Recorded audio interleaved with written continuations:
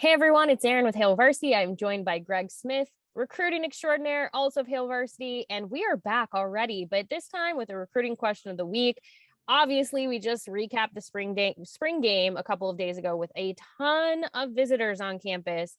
And as we kind of figured, there's one that so many of you want to talk about. Before I jump into that, Greg, how are you? Busy. The day is off and running, but I'm well. I'm excited. This is a really fun time coming off of the spring game. It feels like we're transitioning into the off season, but for me, we are really not.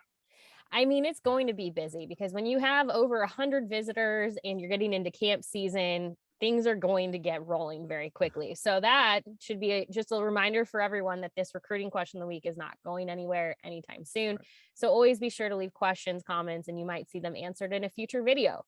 But let's dive into this week. This is kind of funny.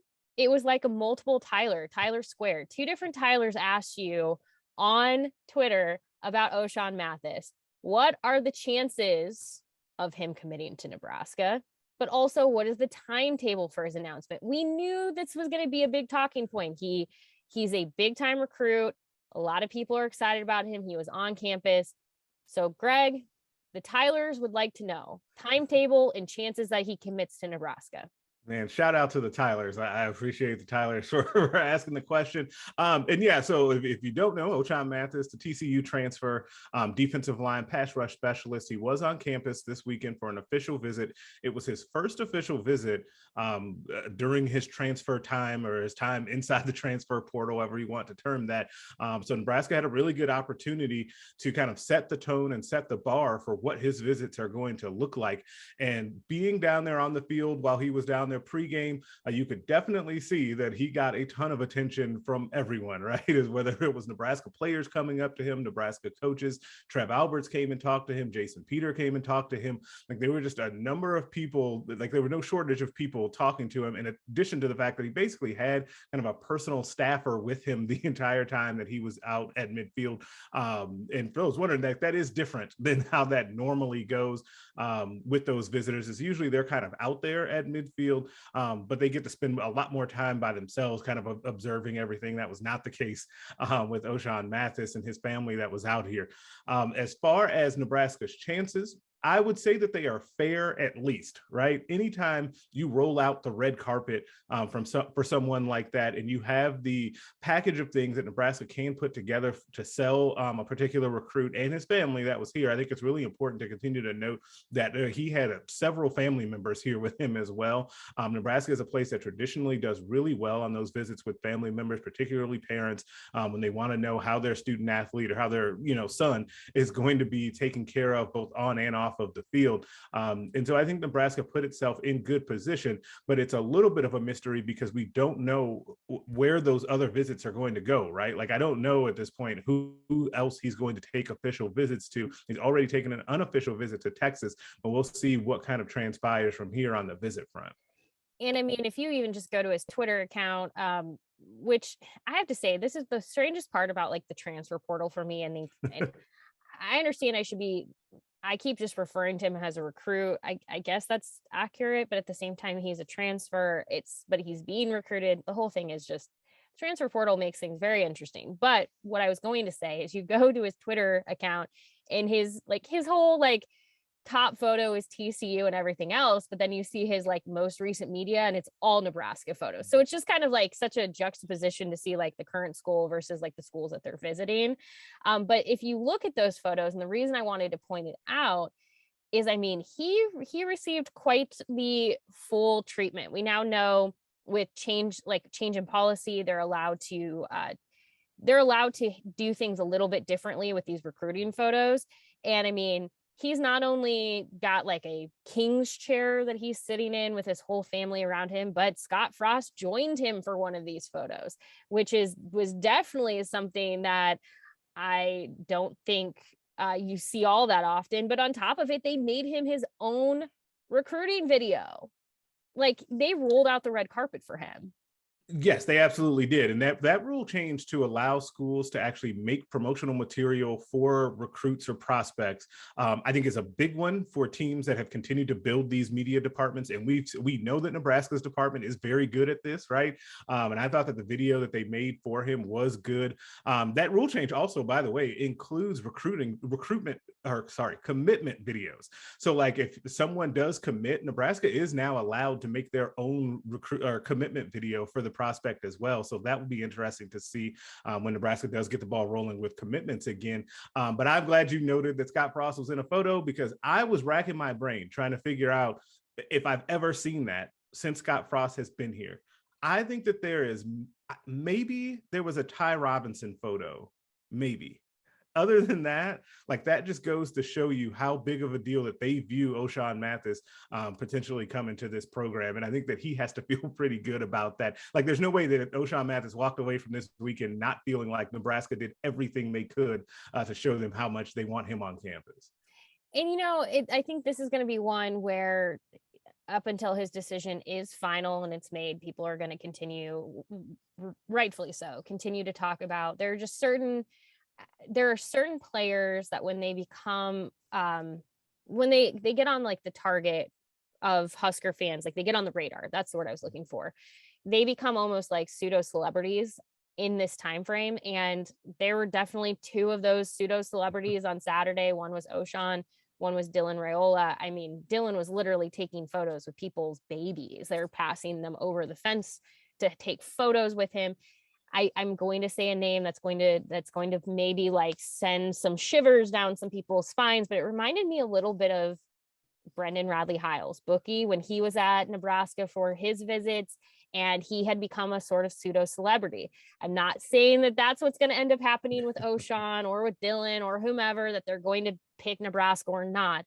But they definitely get a lot of, like, there's one thing I will say, no matter what ends up happening, when these players end up saying, yeah, there's no place like Nebraska, regardless if they end up on campus or not, I truly do believe they mean that. I don't think that that's lip service. I do think that they're genuinely impressed and overwhelmed by the fan support.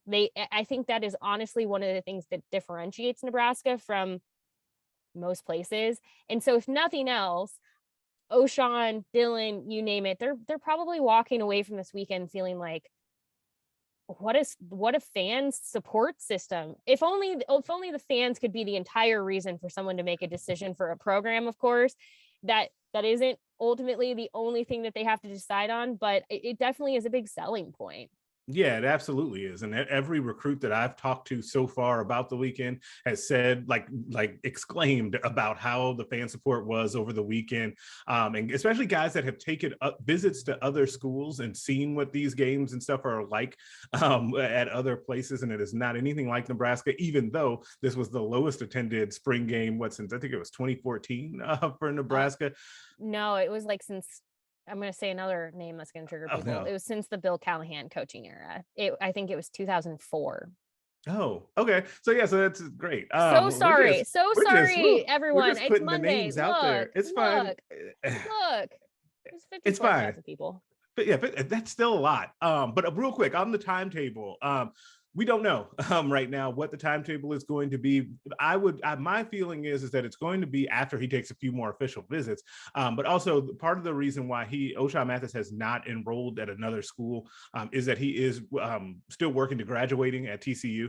And so once TCU's graduation happens, I think that's when you're also going to see a lot more movement and potentially a decision for him as well.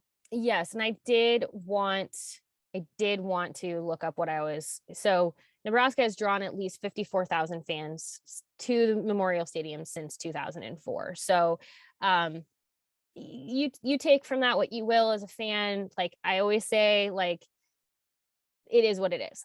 It was a beautiful day though. So, here's the biggest thing. Trev Alberts did say this at halftime, but he was not referring to recruiting. I want to just point out, he was talking about this new Invest Nebraska program where they're going to be able to give more money to student athletes and they're going to be tying them to some type of academic achievement. They can't do GPA because there are some there's some legal pieces to this, but probably they want to encourage these athletes to not only graduate, but to graduate at Nebraska. So the point with that is that this invest program, when he was talking about how it's going to be funded, is he was referring to the fans in the stands. When people show up, when they are in the stands, whether it's at a football game, a softball game, wherever, that is revenue for the university that ends up getting turned around and put into programs like this new invest program. So he was mentioning, it's a great showing to see 54,000 people. That makes a huge difference. But I'm sure, especially when you're looking to fund programs, you probably would love to see 70 or 80,000 people in the stands. So again, it's not just football. It's not just attending things at Memorial Stadium. It goes to all sports. If you're attending something, that revenue directly goes back to the student athletes in some capacity. But that's one thing where I just, like I said, I don't want to tell somebody what is or isn't a good number. Some people walked away from Saturday feeling like that was a really strong showing, especially after the COVID restrictions last year. Some people were really disappointed.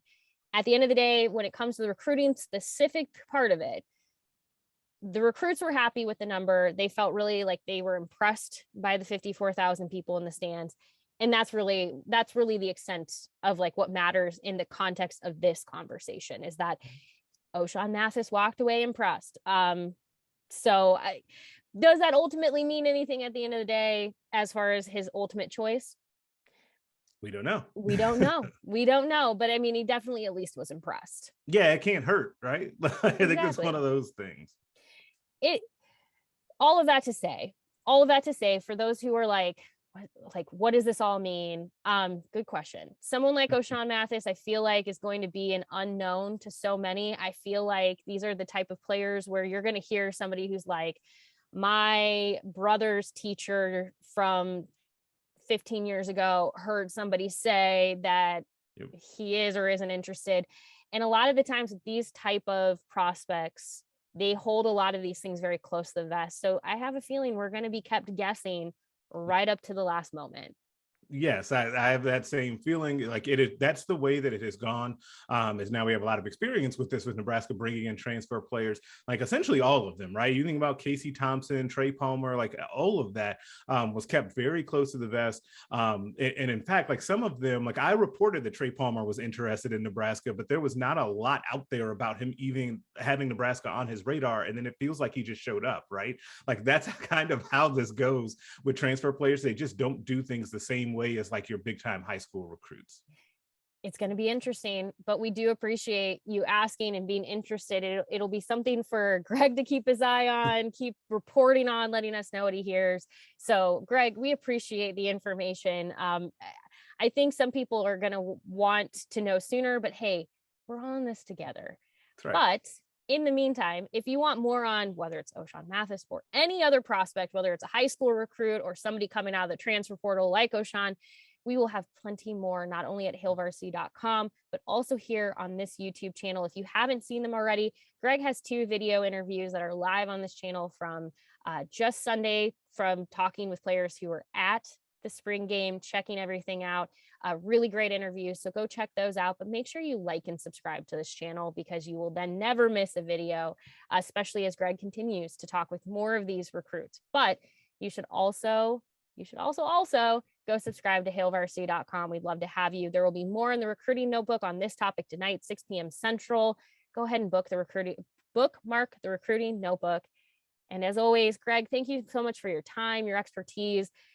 We will be back later this week, but you probably sooner with more on Nebraska recruiting. I will be back soon with more. Thank you.